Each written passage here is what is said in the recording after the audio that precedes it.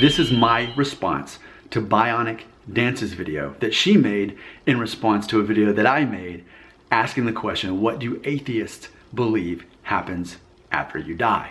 And this is my response to your response to my response. Say that 5 times fast. That. Let's do this. BionicDance's YouTube channel.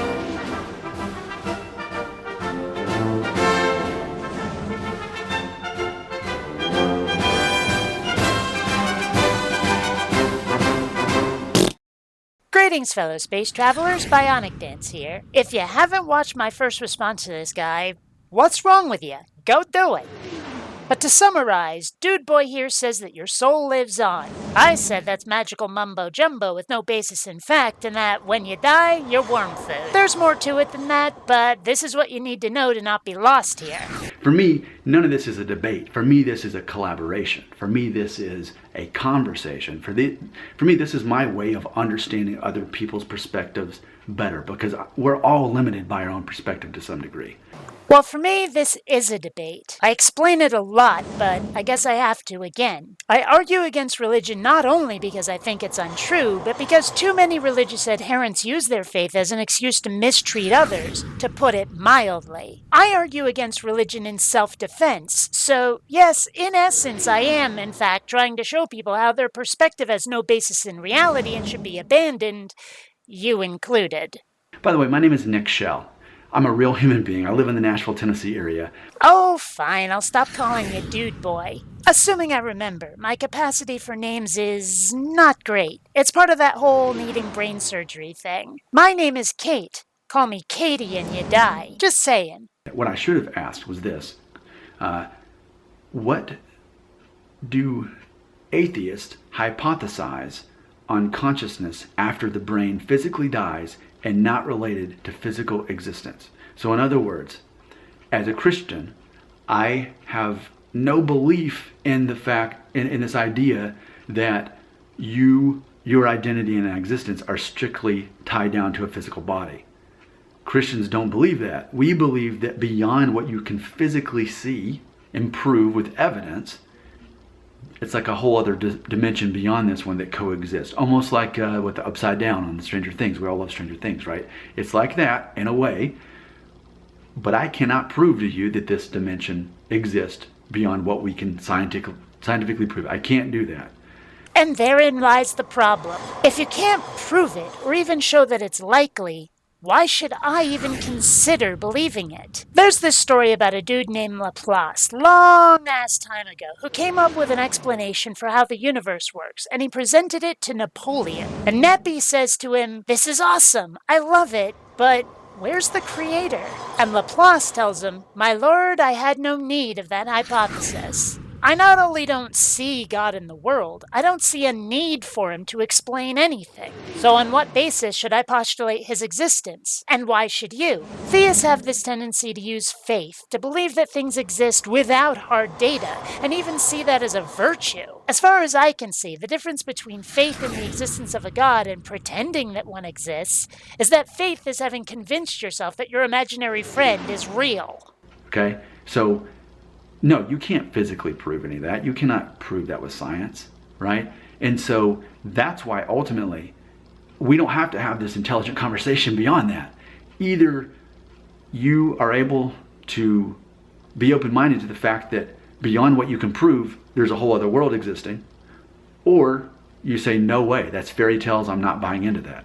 So that ultimately directs this conversation. And that helps me understand. The answer to my question now, I understand, is atheists believe that your identity is exclusively in a human body form and nothing beyond that.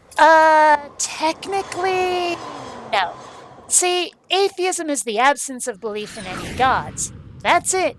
That's all. An atheist could believe in the supernatural, a godless supernatural, casting fireballs out of their hands, seeing the future, reading minds, or having a soul and life after death. Most atheists don't believe that because most of us insist on objective evidence for claims, but as long as the number of gods you believe in is zero, regardless of any other factor, you're an atheist. And I am open-minded to the possibility, not the fact, mind you, just the potential existence of a world beyond the physical, provided you can show that it exists. It's gonna keep coming back to that. You've got to show me not merely that this ethereal realm exists, but why you think it's there. On what basis have you reached that conclusion? Could that basis be described as rational? Because I doubt that. What I was asking was, ultimately, do you believe that there's any way that you have a soul or a spirit, whatever you want to call it, that would move on beyond your body? So I understand now the answer is no. That's not enough. You have to understand why the answer is no. Think about it this way. If some people were arguing over which is better, the Jedi or the Sith, and which is the correct path, the light side or the dark side of the Force, but you'd never even heard of Star Wars, you're not going to have an opinion on the matter, are you? Well, it's the same with religious claims. If I'd never heard religious people talking about souls or an afterlife, and arguing amongst each other over whose is real or better, I'd probably have never even considered the topic. My position on the existence of a soul is not one I reach because I have no belief in a God. I'm reacting to claims made by believers. If you'd never brought the subject up in the first place, I probably wouldn't have a position on it. We're only discussing it because of you, and I'm not buying what you're selling because your sales pitch really stinks.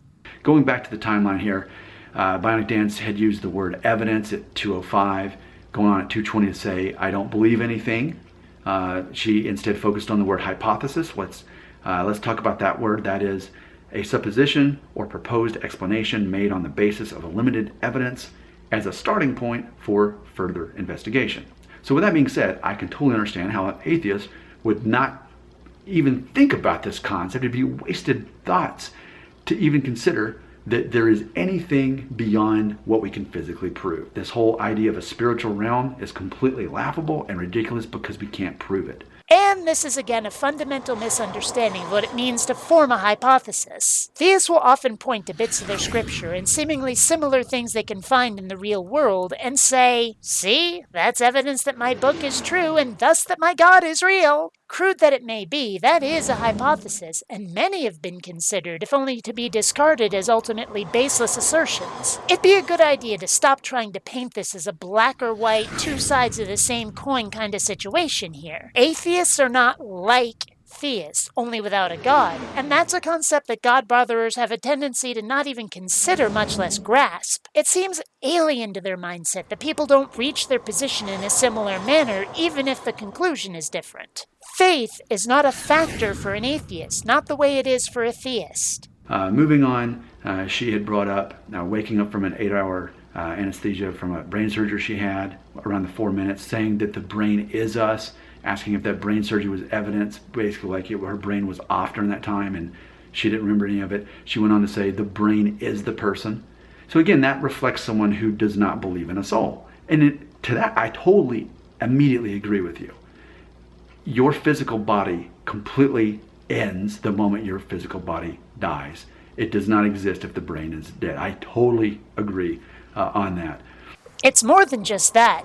The brain is who we are. Consider how, if we stimulate parts of the brain with electricity, we can induce sensations associated with that part of it. Or how, in the wake of severe head trauma, the ability to think can change. There can be memory loss. Sometimes there are even radical shifts in personality. Our brains are slaves to chemistry and physical form, and who we are can change when the brain changes. So what is the soul's personality like? Was the soul's personality like the one before the blunt head trauma or after? Do infants that die stay infants forever, or do their souls mature? For the sake of argument, assuming that a soul does exist, I'm not asking what is a soul, I'm asking who is the soul. If changes to the physical brain can change who someone is, does the soul change with them? The more you break down this idea, the less sense a soul makes.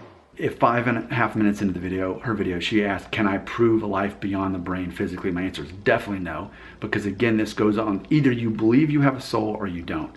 So no, I can't prove it physically because that's not my starting point. My starting point is, I believe in a spiritual world beyond this one that cannot be physically proven. The fact that that is your starting point is yet another problem. Your starting point, anybody's starting point, should be a blank slate, unbiased. Your precision should be, what conclusion can I reach based on what I can see and test? It should not be trying to cram what you see into what you already believe, or believing what you cannot show. Human history is replete with examples of how that sort of thing has gone horribly, horribly wrong up until someone found the right answer through physical examination. For example, how people were killing cats, black cats mostly, to try stopping the plague when it was, in fact, being carried by the rats that the cats were killing. Those people were going off belief instead of facts, and it cost them. What might doing so be costing you? It's 6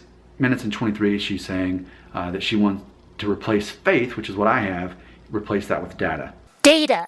It's pronounced data. Why do people always get that shit wrong? Again, I can't prove souls exist with data, because that's the whole concept of Christianity, that we believe beyond what we physically can prove. And that's different from taking a game of make-believe way too seriously. How? But I'm understanding atheists deny that there's a spiritual realm. And again, we're having a problem of language and concept. No, atheists don't deny that there is a spiritual realm. We've not been convinced that there is a spiritual realm. You people who say that there is one are not being convincing. To say that we deny such a realm exists implies that we're stating that position definitively and with full confidence. A lot of us are not. I mean, okay, some are, but not all of us. I know theists don't like this comparison, but when people point out other supernatural or paranormal events, be it UFOs, Bigfoot, or the Loch Ness Monster, psychics, faith healers, whatever, and we say prove its existence or demonstrate its effectiveness and they can't, well, it's the same with religious claims. If you don't believe that stuff, understand, religion seems preposterous for the same reasons. So why would anybody make an exception for God claims? So, there you go. That's my response.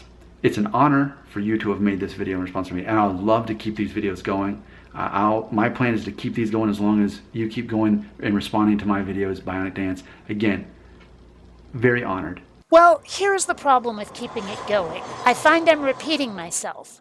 A lot. It's because your perception of atheism is inaccurate. Your language, your definitions are inaccurate. I find I'm correcting more than I'm responding, and it's because an argument made from a faulty basis needs criticism and subsequent revision before it can be addressed. And because there are so very many arguments built on this shaky foundation, I could probably have responded to only a third of this video and had it be more efficient and just as effective. So if this is to keep going, it'll be necessary for the intentional or accidental straw man arguments to end, or else this is, frankly, a waste of time, mine and yours, but especially mine, because, hey, I'm the totally awesome one here. And the most humble. Before I go, I want to thank whoever sent this to me. I've never heard of it, but I do have a weekly board game night, so it'll be interesting to try it out. There was a note with no name on it, so I don't know who to actually thank, but whoever you are, I'm definitely flattered. Until next time, fellow space travelers, this is BionicDance saying don't run on automatic. Instead, please think.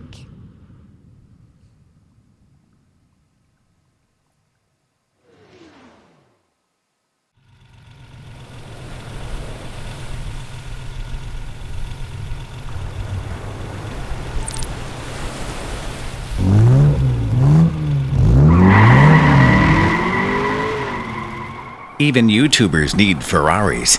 Please donate on Patreon.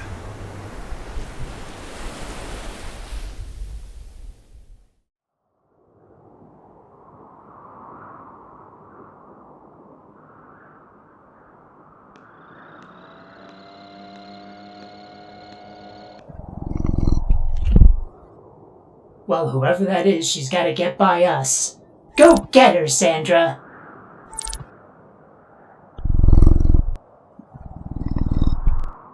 Schmoozer the Schmoozerian? Good evening. As a duly designated representative of the YouTube channel BionicDance, I order you to cease any and all trolling activity and return forthwith to your website of origin or to the nearest convenient internet site. That ought to do it. Thanks very much, Sandra. Do you believe in God?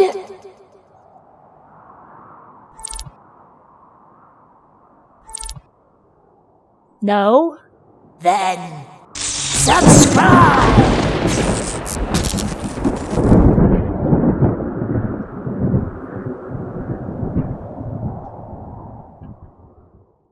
Sandra, when someone asks you if you believe in God, you say, wait, actually you got that right. Never mind.